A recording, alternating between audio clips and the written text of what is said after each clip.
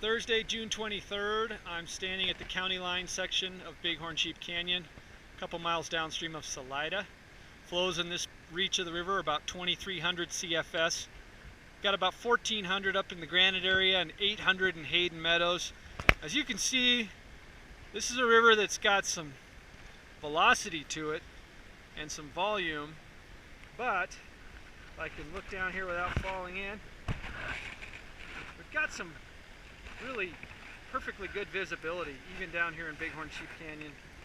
Probably good 3 feet of visibility along the edges, and so visibility is not an issue for fish in terms of feeding. What is a little more of an issue is current velocity, speed of the river.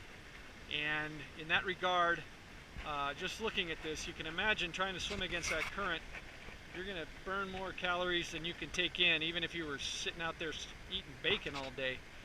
So what we do instead of fishing the main part of the channel is think of the river more in terms of 2 small streams, one on each side, running along the shoreline between the shore and the seam line. In places it disappears to almost nothing where you got fast water on the edge, but you really want to cherry pick the river. Focus on those slack water areas, these bigger eddies that aren't too turbulent, those narrow lanes along the shore, and particularly areas of rocky shoreline where the water is not tangling with the willows at all. At these flows, things are just starting to really turn on.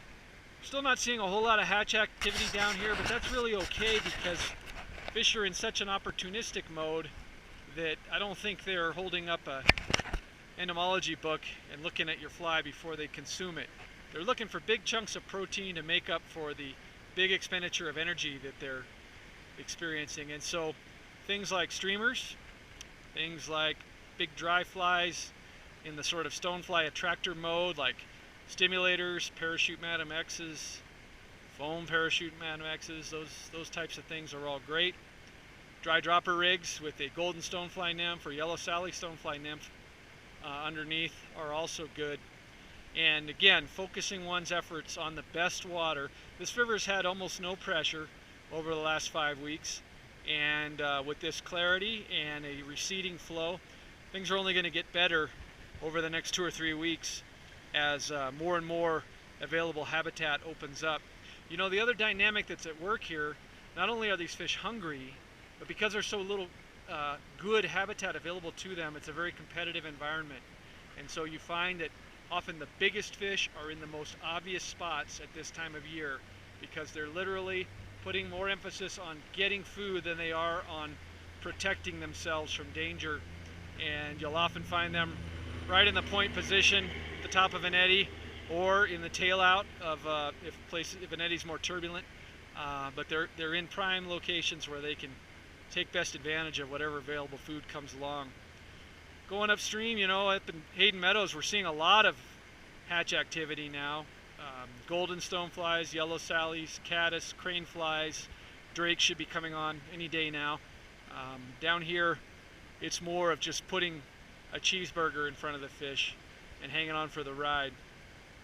If you're float fishing, which is a good approach right now, you really want to be looking ahead, both in terms of planning your route through the whitewater, but also in terms of identifying those prime lies and making sure you're in position for them, because they come up pretty quick when the river's moving this fast. We expect flows to continue to recede through the weekend and into next week. We'll give you another look at that probably early in the week.